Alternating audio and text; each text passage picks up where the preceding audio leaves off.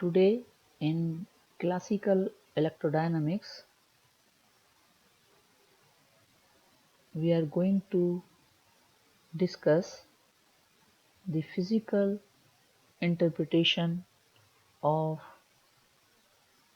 new scalar function introduced as scalar potential. आज classical electrodynamics में हम फिजिकल इंटरप्रिटेशन के बारे में पढ़ेंगे नए स्केलर फंक्शन जिसे कि स्केलर पोटेंशियल कहा गया है के बारे में. The electric field can be written as negative gradient of the scalar function, which we now call as the scalar potential. And in order to understand this new function, let us find the work done when we take a test charge q from a point A to another point B in electric field E of x.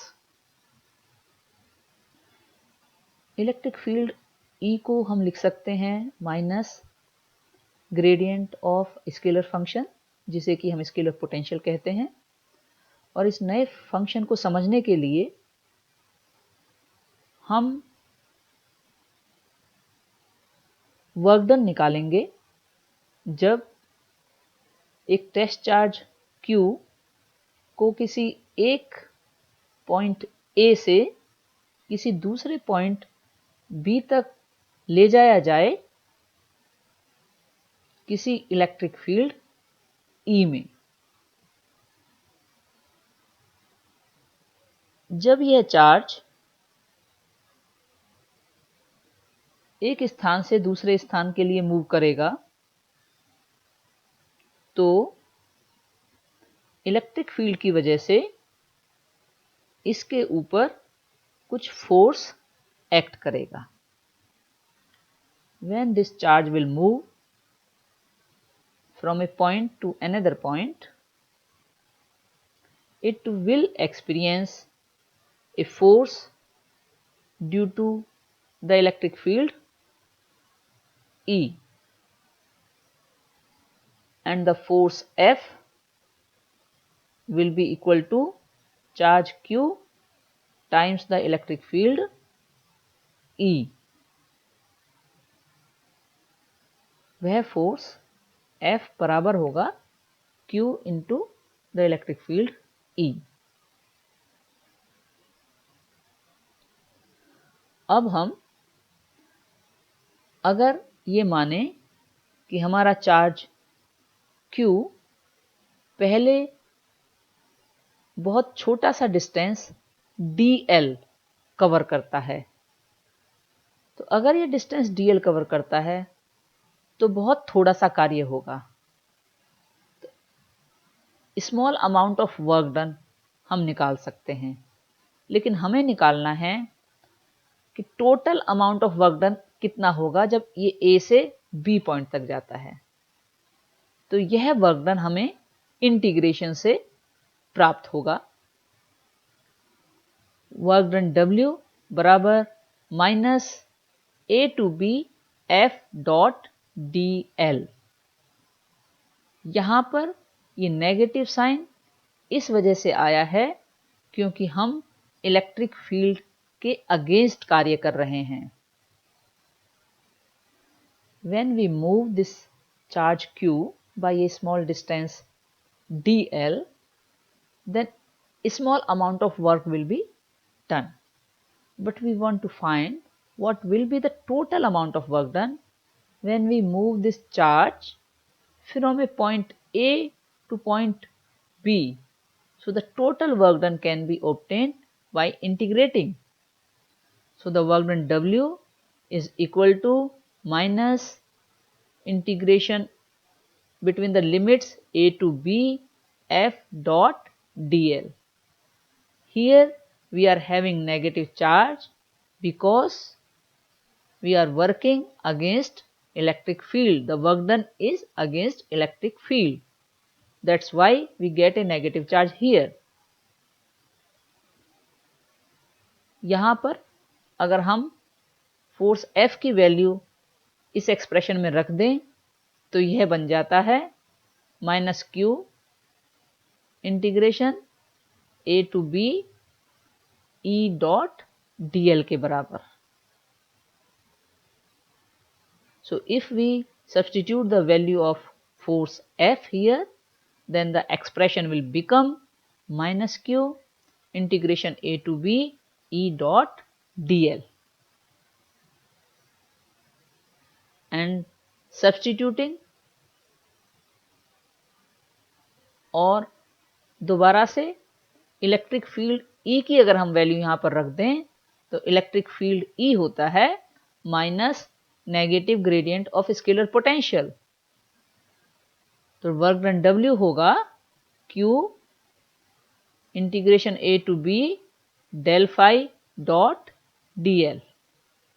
So when we substitute the value of E as negative gradient of scalar potential phi, the expression becomes W equal to Q A to B del phi dot dl. और work done W होगा बराबर Q A to B d phi के. और अगर हम इसको solve करें तो जो हमारा एक्सप्रेशन हमें मिलता है W बराबर Q ब्रैकेट्स के अंदर phi B potential at point B minus phi A the potential at point A.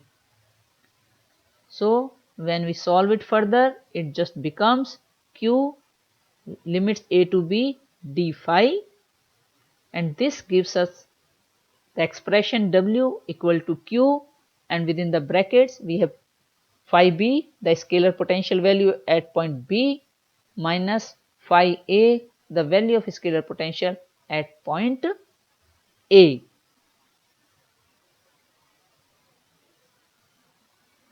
So this is the result we get for the amount of work done in taking the charge from point A to point B.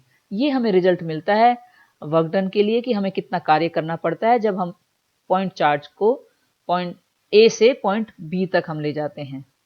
तो यहाँ पर हम ये देख रहे हैं कि ये जो वर्क डन है ये A और B पॉइंट के स्केलर पोटेंशियल्स की वैल्यू के ऊपर डिपेंड कर रहा है. Work done, when we calculate the work done, we see that it just depends on the values of the scalar potentials of those points and the magnitude of the charge, of course. और magnitude of charge के ऊपर भी ये depend करता है. अगर हम ये देखें कि जो work done का पहला रिलेशन है जब हम f की वैल्यू सब्स्टिट्यूट करते हैं तो वह लाइन इंटीग्रल ऑफ E के फॉर्म में हमें मिल रहा है और लास्ट में हमें वर्क डन जो है Q phi B minus phi A मिल रहा है. तो हम इन दोनों रिलेशंस को इक्वेट कर सकते हैं.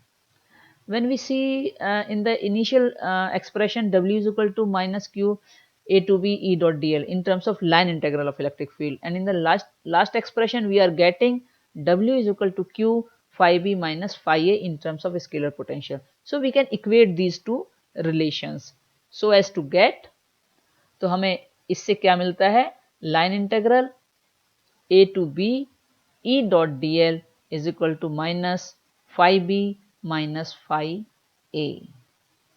So we get from here the line integral A to B E dot dl is equal to minus phi B minus phi A.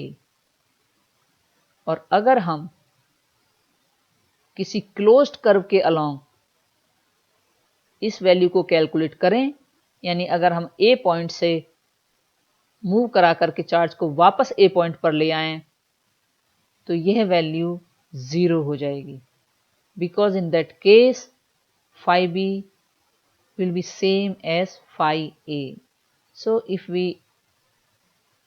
the starting point and the end point are same, in that case the line integral of the electric field along the closed curve vanishes.